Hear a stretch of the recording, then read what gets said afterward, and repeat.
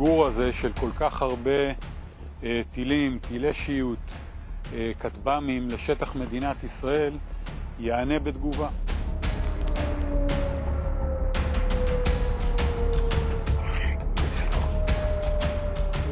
Glows in the sky, that this is indeed an Israeli strike against Iran, that this is the retaliation by Israel.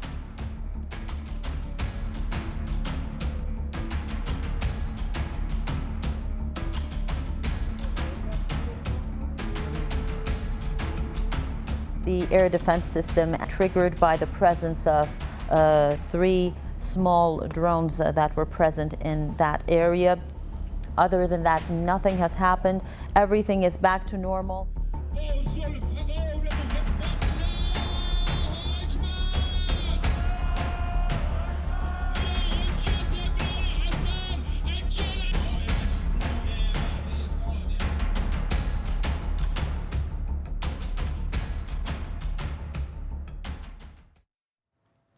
네, 이스라엘과 이란의 무력 충돌로 중동 지역의 위기감이 또다시 고조되고 있습니다. 한국외대 중동연구소 백승훈 전임 연구원과 현재 중동 정세에 대해서 자세히 살펴보도록 하겠습니다. 어서 오십시오. 네, 안녕하십니까. 네, 이번에 있었던 그 이스라엘의 이른바 보복 공격이 이란 입장에서는 굉장히 무슨 어린애 장난 같았다 이러면서 굉장히 평가절하하는 이제 멘트들이 나오더라고요. 그런 걸 보면 더 이상 확전될 것 같지는 않은데 모르겠습니다. 이스라엘이 또 어떻게 또 대응할지는 모르겠습니다만은 실제로 이번에 이스라엘의 보복 공격의 수위는 어느 정도였고 이란으로서는 피해가 큰데도 불구하고 일부러 확전을 원하지 않기 때문에 어린애 장난인 것 같다라는 논평을 낸 건지 실제로 정말 아무 피해가 없었고 그냥 상징적인 조치로 이스라엘도 했고 이란도 그것을 수용했다 이렇게 보는 건지.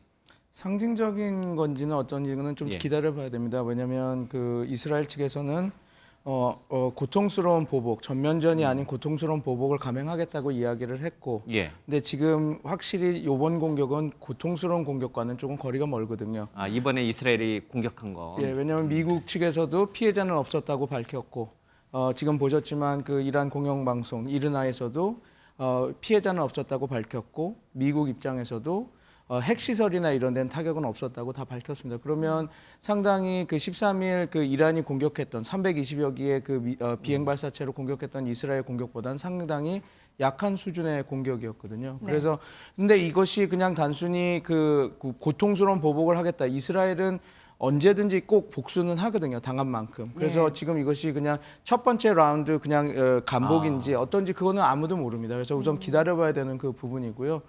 피해 부분은 확실히 좀 미약했던 건 사실입니다. 그래서 모든 전문가들도 지금 그래서 조금 좀 한번 지켜봐야 된다고 바라보고 있는 부분이죠 지금. 네. 뭐 이스라엘이 이란의 핵시설을 직접 공격하지는 않았습니다만 그 주변을 공격했잖아요. 이스파한을 공격했죠. 예, 네. 그러면 이게 한편에서는 오히려 이란이 지금 완전한 핵을 보유하고 있지는 않으니까요.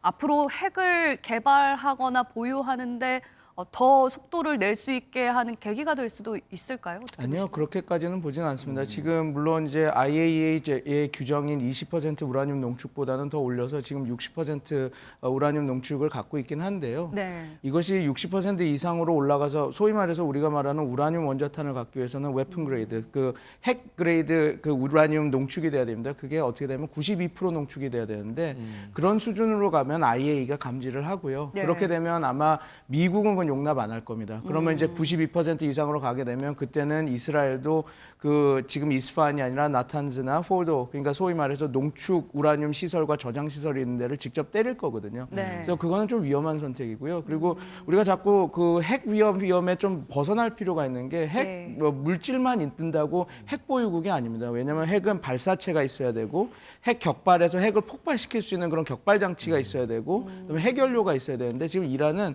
핵 투발 수단과 핵 격발 그 수단은 아직까지 보유하지 않고 있다고 지금 보고 있거든요. 그렇기 예. 때문에 우리가 지금 그 이란이 핵 보유국이다 이렇게 보는 건 좀 그렇게 하면 적합한 분석을 할 수 없고요. 그래서 네. 그걸 조심해서 봐야 될 필요가 있습니다. 그리고 지금 이스라엘이 이스파한을 공격했기 때문에 이란의 핵시설을 공격했으니까 이게 또 다른 도발 아니냐 이런 네. 얘기도 잠깐 나는데 그거보다는요. 거기는 그 육군 항공대대 그 활주로가 있었던 곳이고 그게 이스라엘을 공격했던 주요 그 항공 그 뭐라 그럴까요? 그 발사체들이 이렇게 나갔다고 하는 그 공항이었습니다. 그래서 예. 공격을 한 거지. 이스파한은 소위 말해서 지금 우라늄 정광이라고 하는 예. 그러니까 그 우라늄 농축 우라늄을 처음 하기 위해 그 만드는 원료, 그러니까 그 농축 우라늄을 원심 분리기에 넣을 때 그 처음 들어가는 원료를 만드는 곳이라서 그게 예를 들어서 이란에는 핵시설이 되게 많습니다. 아락, 바쉐르, 뭐 네탄즈, 포르도 너무 많은 지역에 있기 때문에 그냥 이란의 핵시설이 있는 주변을 쳤다 해서 다른 이게 더 높은 도발이 될까 그렇게 분석하면 정확한 분석을 할 수 없고요. 예. 어떤 시설에 어떻게 공격을 했는지에 따라서 그 도발 수위를 볼 수 있기 때문에 지금 이 부분은 우리가 조금 조심해서 이렇게 분석해서 봐야 될 것 같습니다. 예. 이란이나 이스라엘이 어떻게 나올지 좀 이제 지켜봐야 된다 이제 이렇게 맞습니다. 말씀하셨는데 그래도 조금 이제 시청자분들은 좀 네. 명확한 걸 답을 듣기를 원하는 것 같습니다.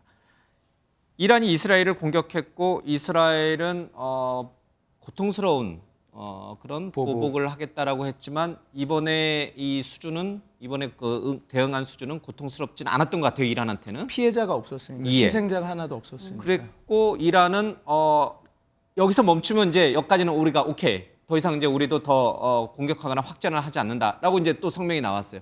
자, 그러면 공은 다시 이스라엘에게 넘어간 건가? 고통스러운 보복을 주지 못했기 때문에 다시 재공격을 할 것인가? 그러면 정말 이제 이란도 전면전을 불사하겠다라고 이제 선언을 했으니까 여기서 멈출 것인가?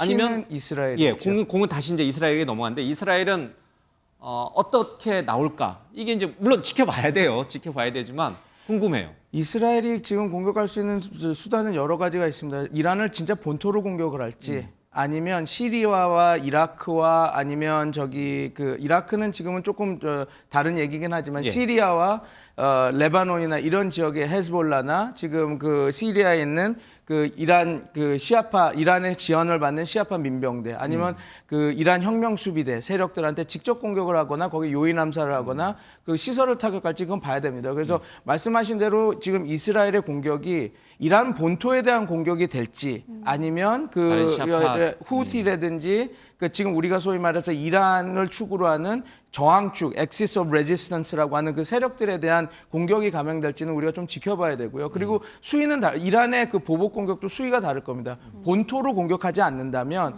이미 계속 그 하마스 이스라엘 전쟁이 벌어지고 나선 계속 벌어졌던 일이기 때문에 그냥 그 전쟁 안에서 수행되는 걸로 볼 것이고 만약에 이란에 대한 공격이 들어갔을 때 근데 이것도 보아야 됩니다. 만약에 요번 수준으로 피해자가 없고 민간 피해자가 없고 진짜 군사 시설에 이렇게 되고 이런다면 그 이란의 보복 수준도 지금 우리가 봤던 13일에 보여줬던 320여 기의 그 항공 투발 수단을 통해서 이란을 본토로 공격하고 이런 수준의 그 응전은 되지는 않겠죠. 예. 그러니까 이란 본토를 공격하는 고강도 공격은 없겠지만 앞서 모르죠. 말씀하신 대로 저거 이스라엘이 그거는 이스라엘은 항상 자기네들이 판단했을 때 이게 자기네들의 국익이 된다라고 하면 감행을 했기 때문에 할 수도 있지만 지금 상황에서는 저는 가능성은 낮다고 봅니다. 대신에 이제 저강도 차원에서 앞서 말씀드린 대로 뭐 시아파 같은 국가의 군사 시설이나 무장 단체 정도를 공격할 가능성은 그거는 늘 있죠. 있다. 네, 그건 지켜봐야 된다. 네. 그러면 미국은 그 정도의 저강도 보복 공격은 용인할 수 있습니까? 아니면 그것조차도 더 큰 확전으로 갈 가능성이 있기 때문에 이스라엘을 적극적으로 못하게 막는, 만류하는 그런 입장을 취할 것입니다. 미국은 계속해서 확전을 막으려고 하고 있죠. 그런데 이스라엘은 단 한 번도 그 말을 듣지 않았습니다. 미국 이번에도 말을 안 듣는 마찬가지죠. 거예요? 예, 하마스와의 전쟁도 원래는 미국이 원했던 건 북부 가자와 가자에서만 벌어지길 원했는데 칸 유니스하고 라파까지 확전이 됐고 지금 이란과 다른 데선 하지 말아라 그런데 이란까지 지금 공격이 된 거고 그다음에 우리가 잘 아는 그 4월 2일 날 벌어졌던 시리아에 있었던 이란 공간을 공격한 것도 네. 지금 다 밝혀졌지만 미국한테 알리지 않고 공격을 한 거였거든요. 그러니까 지금 말씀드린 대로 미국은 계속해서 확전을 막기를 원하나 이스라엘은 그렇게 미국이 원하는 대로 움직여주고 이스라엘은 움직여주고 있지 않는 상황이기 때문에 물론 당연히 확전을 막으려고 하겠죠. 그런데 미국이 용인이 아니라 그런 상황에서 미국이 지금 이스라엘에 어떻게 그 지렛대를 할 수 있는 것들이 지금 별로 없습니다. 그래서 우선은 이럴 겁니다. 정말 확전이 돼서 이란과의 전면전으로 되는 수준이 아니라면 지켜볼 수밖에 없겠죠. 그래서 마지막 미국에서도 그렇게 얘기하지 않았습니까? 바이든 대통령이. 우리가 이스라엘 안보를 지켜줄 건데 이게 확전이 되면 그건 너의 전쟁이다. 그러니까 이란과 전쟁이 되면 거기에서 미국의 개입은 없다라고 얘기하는 것은 우리가 이란이 공격을 이스라엘한테 이란이 공격을 해서 너네들의 안보가 흔들릴 때는 우리가 뭐 미사일 시스템이니 이런 걸 해서 지켜주겠지만 니네들이 타격 공격이나 공격 공격으로 가서 이제 전면전이 이루어진다면 그것은 우리의 전쟁이 아니니까 네가 수행하게 될 것. 이렇게 보면 이건 어떻게 보면 차갑게 이제 딱 선을 긋는 거거든요. 그래서 네. 그런 거 보면 지금 미국과 지금 상황이 이렇게 미국과 이스라엘의 상황이 어떤지 우리가 볼 수 있죠. 일각에서 나오는 뭐 약속 대련 이런 얘기는 말이 안 된다. 약속 대련, 그러니까 그 이란과 이스라엘이 지금 약속 대련 그렇게 보기에는 조금 사용되는 무기나 이런 거. 근데 그거는 있을 수 있습니다. 지금 이스라엘이 이란을 공격하는 게 상당히 수준이 낮지 않았습니까? 근데 이스라엘이 이번 공격 전에는 며칠 전에 미국하고 이야기를 했다고 합니다. 우리가 어떻게 공격을 하겠다. 그러면 분명히 근데 그건 있을 겁니다. 이스라엘이 절대 미국한테 이런 식으로 공격하겠다는 가르쳐주진 않았을 텐데 미국은 요청을 했을 겁니다. 너 이란 본토 공격을 하는 거 내가 보복이기 때문에 보복에 대한 어쩔 수 없이 하는 건 자위권 발동은 알겠는데 이게 확전이 되면 안 된다라는 메시지는 분명히 갔을 겁니다. 그렇기 때문에 이번 이스라엘의 이란 공격이 피해자가 하나도 없이 조금 말은 고통스러운 보복을 하겠다라는 거에서 조금 약한 수준이 된 것이죠. 왜 이렇게 다시 싸우게 됐는가 이 부분도 사실 좀 궁금하기는 한데 이번 사태가 재점화된 게 먼저 이스라엘이 이란을 공격을 했고 맞습니다. 계속 보복과 재보복이 이어지고 있는 상황 아닙니까? 맞습니다. 그런데 이스라엘이 이란을 공격한 그 배경 중에 하나가 네타냐후 총리의 정치적인 상황과 무관치 않다라는 얘기들이 나오고 있거든요. 맞습니다. 어떻습니까? 이게 이렇게 보면 두 가지 측면에서 지금 앵커님께서 말씀해 주신 내부 정치 요인이 하나 있고 그다음에 이제 군사적인 요인도 있는데 이렇게 보시면 됩니다.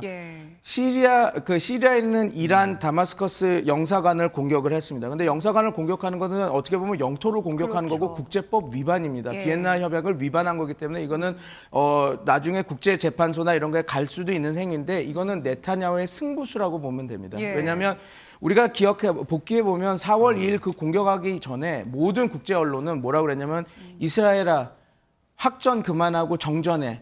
하마스와 정전해하고 압박이 전방위로 오고 있었던 시점입니다. 그때 이 영사관을 공격을 했는데 영사관을 공격하면 당연히 네타냐후는 국제사회에서 더 안 좋은 영향을 받는 줄 알았겠죠. 근데 그 영사관에서 죽은 사람들이 되게 미묘합니다. 왜냐하면 영사관 폭격으로 해서 13명이 죽었고 그중에서 7명이 IRGC, 이란 혁명수비대 장군들이 죽었는데 장교들 고위급 장교가 들었는데 누가 죽었냐면 거기서 레자 자이디라고 하는 헤즈볼라와 이란 IRGC, 이란 혁명수비대 전략을 총괄하고 총책하는 사람이 있었고 그다음에 사이드 이자디라고 하는 이란군과 그 하마스군의 군사 전략을 하는 군사 연락관이 이렇게 있었습니다. 그러니까 무슨 얘기가 벌어졌냐면 이들이 이렇게 죽었을 때 이게 얘네들이 우리를 공격하는 세력이야라는 거를 한번 국제사회에 보여줌으로써 우리의 전쟁은 계속 돼야 된다는 걸 보여주고 싶었던 거죠. 그런데 그것이 이제 어떻게 보면 이란이 되치기를 하는 빌미로 이스라엘을 공격하면서 이제 좀 약간 상황이 이제 복잡해지는 흐름이 지금까지 이어지는 지금 겁니다. 이 사태 때문에 금값 오르고 유가 오르고 세계 경제가 굉장히 휘청이고 있는데 언제쯤 수습이 될지 좀 지켜봐야 될 것 같습니다. 자, 지금까지 한국외대 중동연구소 백승훈 전임 연구원과 함께했습니다. 고맙습니다. 감사합니다. 네, 뉴스와이드 여기서 마치도록 하겠습니다. 시청해주신 여러분 고맙습니다.